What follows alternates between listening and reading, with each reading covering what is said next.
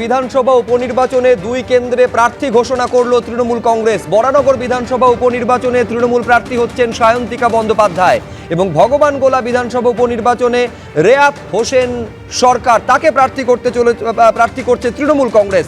আশাবুল হোসেন আমাদের প্রতিনিধি আরো বিস্তারিত বলবেন এই নিয়ে। আশাবুল, দেখো, কিছুক্ষণ আগে তৃণমূলের পক্ষ থেকে জানানো হয়েছে যে বড়নগর কেন্দ্রে তাদের প্রার্থী সায়ন্তিকা বন্দ্যোপাধ্যায় এবং ভগবানগোলা কেন্দ্রে তাদের প্রার্থী রেয়াত হোসেন সরকার।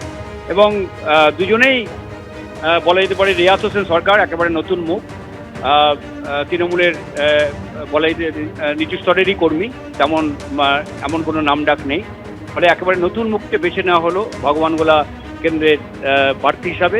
অন্যদিকে সায়ন্তিকা বন্দ্যোপাধ্যায়, তুমি জানো যে বাঁকুড়ায় দলীয় সংগঠনের কাজে তাকে দায়িত্ব দেওয়া হয়েছিল, কিন্তু লোকসভা নির্বাচনে টিকিট না পেয়ে তিনি কিছুটা অভিমানী হয়ে উঠেছিলেন। যদিও দলের সঙ্গে তিনি সবসময় কাজ করবেন কথা বলেছিলেন।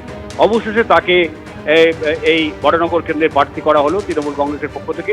সায়ন্তিকা বন্দ্যোপাধ্যায়ের নামটা শোনা যাচ্ছিল যে তিনি প্রার্থী হতে পারেন বড়নগর কেন্দ্রে। অন্যদিকে স্থানীয় যে নেতৃত্ব তারা, বিশেষ করে শান্তনু সেন, তিনি বলছিলেন যে রাজনৈতিক কোনো ব্যক্তিত্ব দাঁড়ালেই ভালো হয়, এবং স্থানীয় যারা তৃণমূল নেতৃত্ব তারাও স্থানীয় নেতৃত্বকে চাইছিলেন।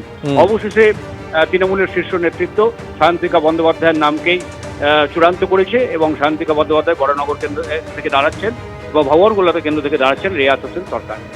অর্থাৎ এই একেবারে যে বরানগর বিধানসভা কেন্দ্র যেখানে বিজেপি প্রার্থী করেছে সজল ঘোষকে, সেখানে প্রতিদ্বন্দ্বিতা হতে চলেছে সজল ঘোষের সঙ্গে সায়ন্তিকা বন্দ্যোপাধ্যায়ের। এবং ভগবানগোলা, মুর্শিদাবাদের ভগবানগোলা বিধানসভা কেন্দ্র ইদ্রিস আলীর প্রয়াণে যেখানে উপনির্বাচন হতে চলেছে, যেখানে বিজেপি ভাস্কর সরকারকে প্রার্থী করেছে, সেখানে ভাস্কর সরকারের সঙ্গে রেয়াত হোসেন সরকার, অর্থাৎ দুই সরকারের মুখোমুখি লড়াই দেখবে ভগবানগোলা বিধানসভার মানুষ। এবং এই যে 7 দফায় এ রাজ্যে লোকসভা নির্বাচন, তার মধ্যেই কিন্তু এই বিধানসভা নির্বাচন হতে চলেছে।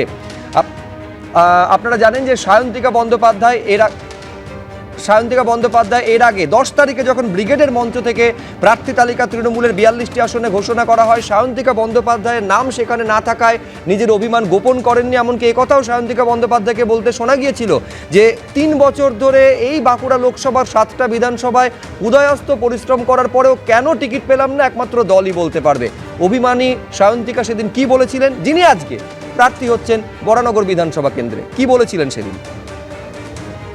একটু অভিমানী।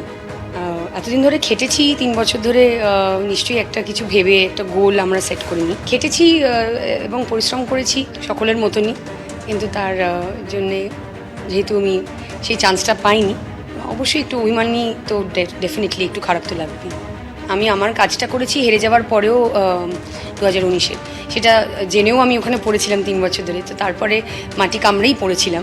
অনেক সময় এরকমও হয়েছে যে আমি আমার হয়তো শুটিংয়ের কাজও ক্যান্সেল করে ডেট চেঞ্জ করে ওখানে প্রায়োরিটি দিয়েছি। তো মাটি কামড়ে পড়েছিলাম, সেটা আশা করি আমাদের ভালো রেজাল্ট হবে তার জন্যে, এবং পঞ্চায়েতও ভালো রেজাল্ট করেছে।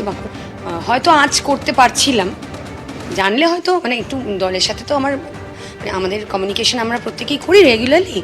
তো সেই ক্ষেত্রে যদি একটা আলোচনার মাধ্যমে যদি জিনিসটা আমি জানতে পারতাম, হয়তো আমার জন্যও সেই জিনিসটা ভালো হতো।